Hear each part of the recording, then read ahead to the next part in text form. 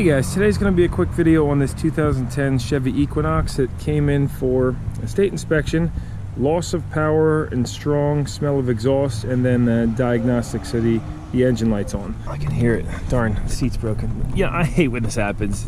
I'm 6'3", and this is like, I can barely get into this car right now with I wish they would just stop. Manual seats are so much better. It's got the typical HVAC airbox clunking. No engine light or anything on. 110,900 miles. And this has got the 3.0 V6. We'll take it for a little ride, see what it feels like.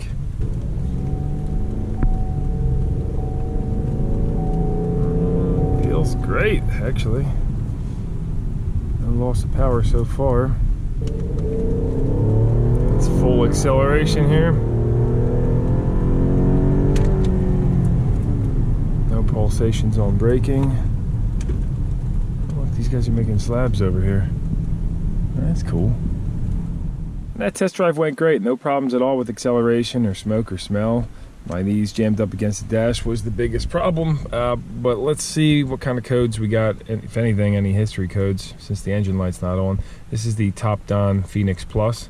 Let's see how the VIN scan works on this. I haven't used this tool very much yet, but you can get them on Amazon. I'll drop that link down below. All right, cool. So I pulled it up, GM Equinox 2010. And here we go. We can scan all the systems.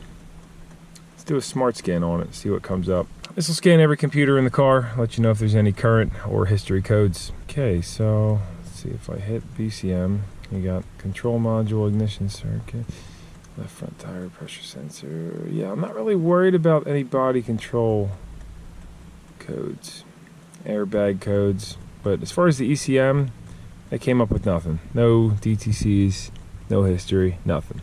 I'm just kind of scanning through all the engine data, looking for anything.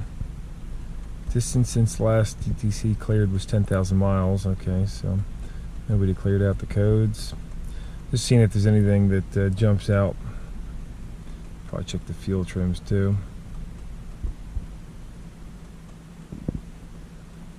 Long-term fuel trim, 0%. All right, 20 minutes later, and I got an interesting find for you guys. This is a job, but our scan tool will not help you. So, called the customer. Well, first of all, I ran it through inspection since the engine light wasn't on, and then I called the customer and asking, you know, what kind of hesitation, what kind of problem, and she said sometimes when she would just mash on the throttle, it would kind of fall on its face, she said. So, I'm looking everything over, not finding any problems. Like, all right, let me check the air filter, and this is what I find when I open it up.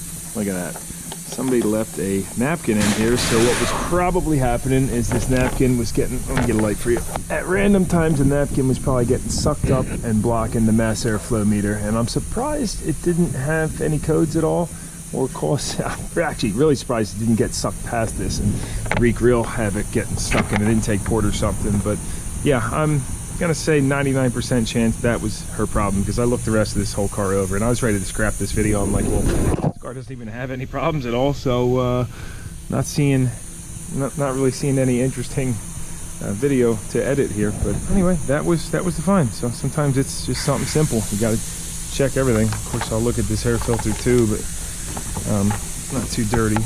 Not too dirty at all, actually. We're not going to charge them for a diagnostic on this. Probably just charge them like, I don't know, 20 bucks for looking the car over. So, good stuff. All right, well, that wraps this video up. Thanks for watching, and I'll see you.